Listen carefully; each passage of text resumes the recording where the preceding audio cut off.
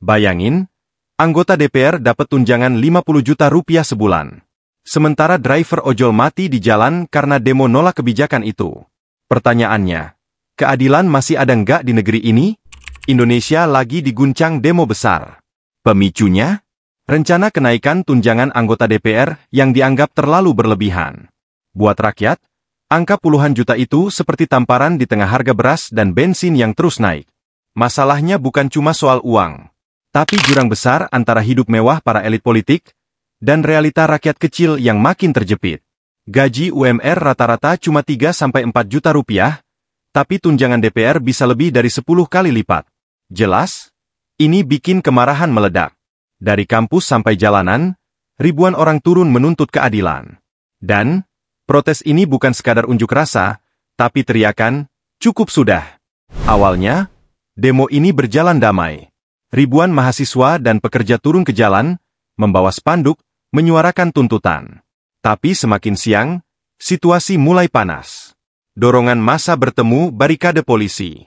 Suara teriakan berubah jadi ledakan emosi. Gas air mata ditembakkan. Batu beterbangan. Jalanan Jakarta berubah jadi lautan api dan asap. Tragisnya, di tengah kericuhan, seorang driver ojek online bernama Afan Kurniawan jadi korban jiwa. Rakyat biasa yang bahkan bukan bagian dari DPR berita ini menyebar cepat. Dari media lokal sampai sosial media, nama Afan jadi simbol kemarahan publik, tekanan makin besar.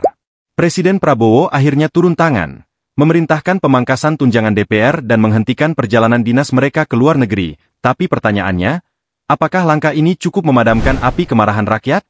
Atau justru, membuka luka baru tentang ketidakadilan? Di tengah amarah rakyat, muncul satu pertanyaan besar. Gimana kalau DPR dibubarkan saja? Sekilas, ide ini terdengar seperti solusi instan.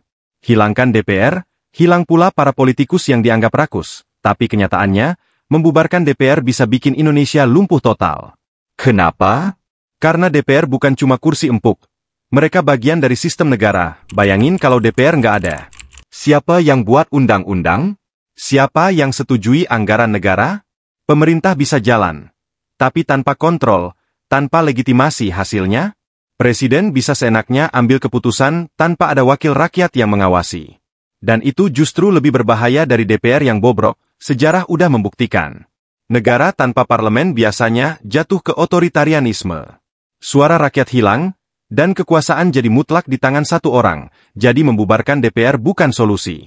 Tapi merombak cara kerja mereka, membersihkan korupsi, dan bikin mereka benar-benar jadi wakil rakyat, itu kunci sebenarnya. Pertanyaan pentingnya sekarang.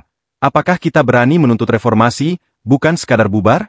Karena tanpa reformasi, sejarah bisa berulang dengan wajah yang lebih menakutkan.